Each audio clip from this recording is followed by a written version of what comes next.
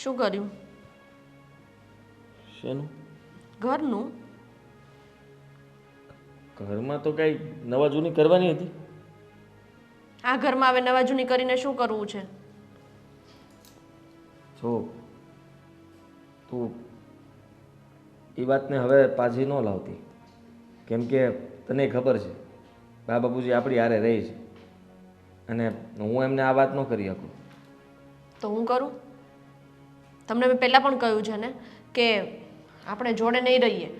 મારે mummy papa જોડે નથી રહેવું. પણ તને વાંધો શું છે? તકલીફ ક્યાં પડી રહી છે? તને કંઈ વાંધો હોય તો મને કે ને, હું વાત કરીને એમને કહી દઈશ, સમજાવી દઈશ. બીજી વાર એવું નહીં થાય. પણ મારે વાતનું સોલ્યુશન જ નથી જોતું. જો માણસ છે ને પોતાનો સ્વભાવ ક્યારેય મૂકે જ નહીં. પ્રાણ અને પ્રકૃતિ બંને સાથે જ જાય. એટલે ખોટું એ બોલીને એ લોકોને ખરાબ લાગે, આપણે બોલીએ, બે વસ્તુ વધારે થાય એના કરતાં. સંધ્યા, સમજવાની કોશિશ કર. હા છે ને, અલગ થવું, જુદા રહેવું એ સારું ન લાગે.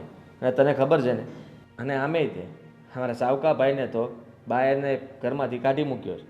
તો પછી તું વિચાર કરીને કે એને આપણી પાસે તો રહેવું હોય કે નહીં. અને હું આવું કરું તો એ શું કહે કે તમે મારાથી અલગ થઈ જાઓ? અરે પણ હવે એક વસ્તુ વિચારી લો.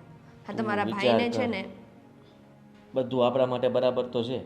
આપણું આટલું ધ્યાન રાખે છે અને આપણી સંભાળ લે છે અને મને મને પોતાનો દીકરો માને છે. ક્યારે સંભાળ લીધી? મારી સંભાળ તો ક્યારેય ન લીધી. જ્યારે હોય ત્યારે તમારી સંભાળ લે છે. એટલે તમને તો તમારા મમ્મી પપ્પા સારા જ લાગે ને. હા, મીરા ભાભીની સંભાળ લીધી કોઈએ? પૂછ્યું ક્યાં છો, હું છો, હું નહીં? પણ એ અલગ રહે છે ને મજા કરે છે ને, કઈ ટક ટક તો નથી. આ તો રોજનું ટક ટક ટક ટક મારું માથું દુખી જાય છે. સંધ્યા, તું વાતને તું માન ને સમજવાની કોશિશ કર.